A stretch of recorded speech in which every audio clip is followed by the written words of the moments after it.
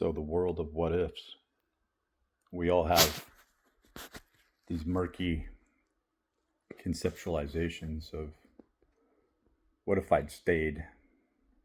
What if I'd fought harder for a conceptualization of us? What if I believed more? And the thing that we're not thinking about, that we're not aware of, is the fact that we're creating these ripples of uniform geometrical constants in the actionable worship, right? The following along with an energetic code.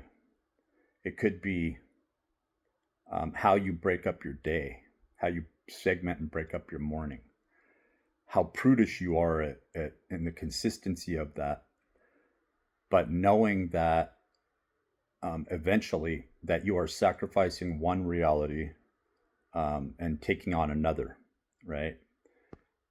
For instance, whatever your religion represents to you, and how sort of etheric it may seem, right? That you're going to dilate in more so on the practicum, the assumed practicum of your observable life, that you are on a certain track, you are on a certain career path or career plan. And if you don't continue on this, these little blocks are going to topple over, and you have to be the responsible one, right? But in doing so, you fully realize that you are neglecting a truth, a greater truth that doesn't correlate at all with that world. In fact, it almost seems to work antithetically to it, in the fact that it seems to rob and steal away from the rational scope of trying to solidify a position where, in the end, and there is an end to this, you, as everyone else, fully sees that this is a construct.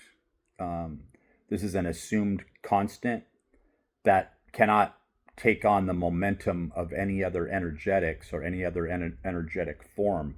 That it is worship also, and that you are sort of worshiping this almost cyclopean inverted pentacle or pentagram, right? That when you think that you've chased after a sort of academic practicum of set informations, and you are following this rationale, and you say that this to move from this point to this point, to study this and then to achieve this, is it's a linear line, even though you know that there's so much subjectivity to the physics of that, right? But that you insist on moving in position from one place to the other, that on this date at this time you've got to go take a proctored exam, that in the back of your head, then I'll be able to go in and have this interview, that sort of linear calendric cycle doesn't even exist at all. And so there's a fight that people go into in an insistence, and what you see is the sacrifice in the real world of people who die, people who pass away, that you were supposed to be there with them, going through these hard times, possibly praying with them, acknowledging this liminal place that is more real than the material, carnal, temporal aspects of the world that we see before us. And that, in fact, you are sitting on the seat, and you know it. A part of you knows that, a throne, if you will, that you are now dictating from a sort of etheric place, right? An etheric state of mind. What is going to happen next in the so-called concrete world, right? And we know that concrete thinking is something that infants do, right? And we know the illusions that are spoken of by Schopenhauer and others, right? Um, that this feminine mind, at least on this earth, in this dilation of reality, that the feminine mind, the human female, is thought to be one that doesn't mature, right? Doesn't go through the process, stays as sort of eternal child, if you will, right? That no matter how high the IQ is or what the pursuit is, there is always the rational aspect of a greater man, right? That is preaching a certain, like, you get up to this god status of Pythagoras, or Pluto, all right, and you see that you've got this entire process, and then you have this occulted, you have this cult ritual occurring where now somebody has to step in as the figurehead. I was doing the math, I was doing the philosophy, I was doing the mantras.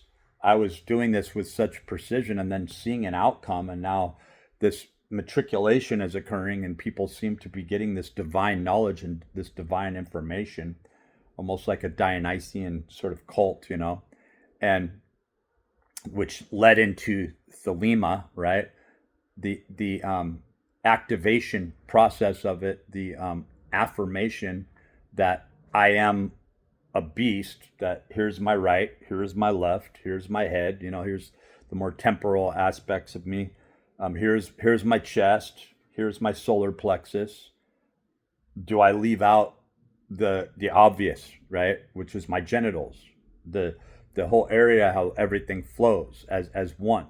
And then you look at the Freemason's apron, and you look at the G rating aspect to society, and you look at how kids are being exposed to this, and really what's being blocked is that these agents that I discussed in prior video are entirely sexually interacting with your children, with the children. You could say the karmic reintroduction of the same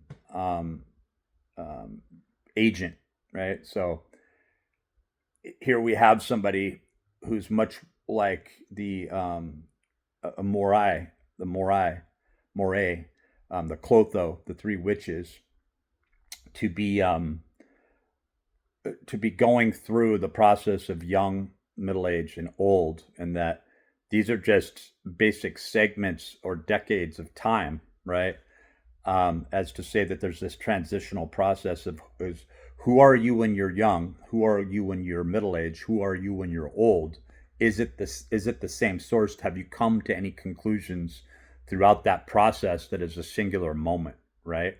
And then to say that, and I'll probably do another one on this because maybe several. It alludes to the fact that when you think that you're going through this sort of progress in the world, there is no progress.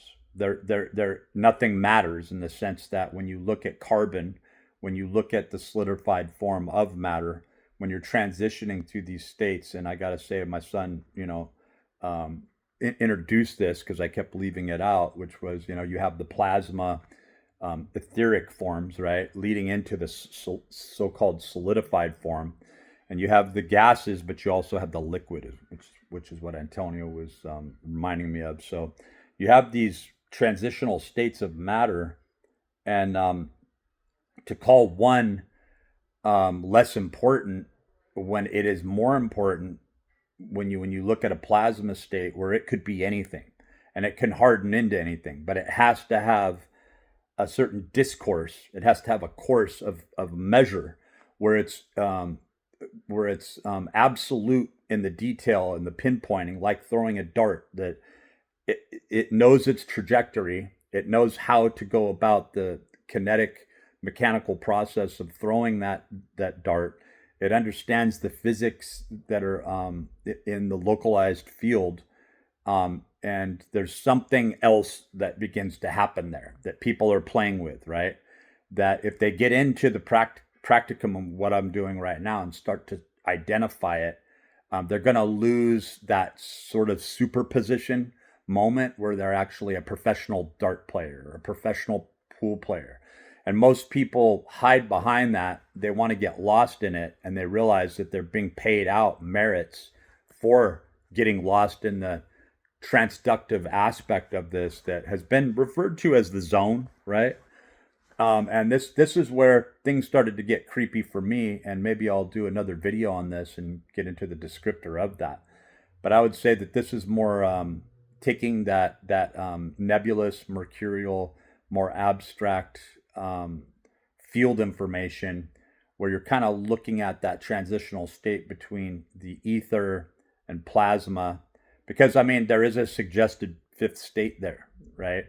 That sort of permeates through everything and can transition back through everything and still be there. And that would be the Aether, the Aether, the ether.